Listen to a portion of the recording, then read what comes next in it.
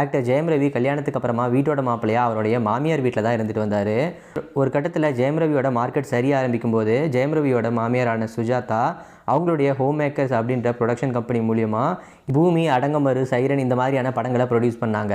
இந்த 3 படத்தில் சைரன் படத்தில் மட்டும்தான் ஓரளவுக்கு நல்ல லாபம் கிடைச்சதாமா. இந்த நிலையில் ஜெயம் ரவியோட அடுத்த படத்தை ப்ரொடியூஸ் பண்ணுறதுக்காக அவங்களுடைய மாமியார் சுஜாதா டைரக்டர் பாண்டியராஜ் கூட பேசியிருக்காங்க.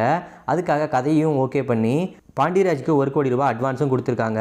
இந்த நிலையில் ஹீரோவாக நடிக்க போகிற ஜெயம் ரவி கிட்ட அவங்களுடைய மாமியார் சம்பளத்தை பற்றி பேசும்போது எனக்கு 25 கோடி சம்பளம் வேணும் அப்படின்னு சொல்லிட்டு ஜெயம் ரவி கேட்டிருக்காரு. அதுக்கு அவருடைய மாமியார் சுஜாதா, இதுக்கு முன்னாடி நடித்த சைரன் படத்துக்கு நீங்கள் 15 கோடி தானே சம்பளம் வாங்கினீங்க, உங்களுடைய மார்க்கெட்டும் அந்த அளவுக்கு இல்லையா அப்படின்றது போல கேட்டிருக்காங்க. அதுக்கப்புறமா ஜெயம் ரவியோட மாமியார் சுஜாதா டைரக்டர் பாண்டியராஜ் கிட்ட படத்தோடைய பட்ஜெட்டில் கொஞ்சம் கம்மி பண்ணிக்க முடியுமா அப்படின்றது போல் கேட்டிருக்காங்க.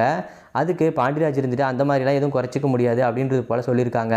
அதுக்கப்புறமா டைரக்டர் பாண்டியராஜ் படம் வரத்துக்கு ரொம்ப டிலே ஆகிட்டே இருக்குது அப்படிங்கிறதுனால ஜெயம் ரவியோட மாமியார் கிட்ட வாங்கின 1 கோடி அட்வான்ஸை திருப்பி கொடுத்துட்டு அந்த படத்தை டைரக்டர் பாண்டியராஜ், விஜய் சேதுபதி கூட சேர்ந்து சத்யஜோதி ஃபிலிம்ஸ் இந்த படத்தை தயாரிக்கிறதாகவும், இந்த நிலையில் இந்த 25 கோடி சம்பளம் கேட்ட பிரச்சனை ஜெயம் ரவி அண்ட் ஆர்த்தி இவங்க 2 பேருக்குள்ள பெரிய வாக்குவாதமானதுனால இவங்க இப்போ டிவோர்ஸ் வரைக்கும் போயிருக்காங்க அப்படின்றது போலையும், இவங்களுடைய டிவோர்ஸ் இன்னும் கொஞ்ச நாளில் கோர்ட்டுக்கு வரலாம் அப்படின்றது போலையும் சொல்லிக்கிறாங்க.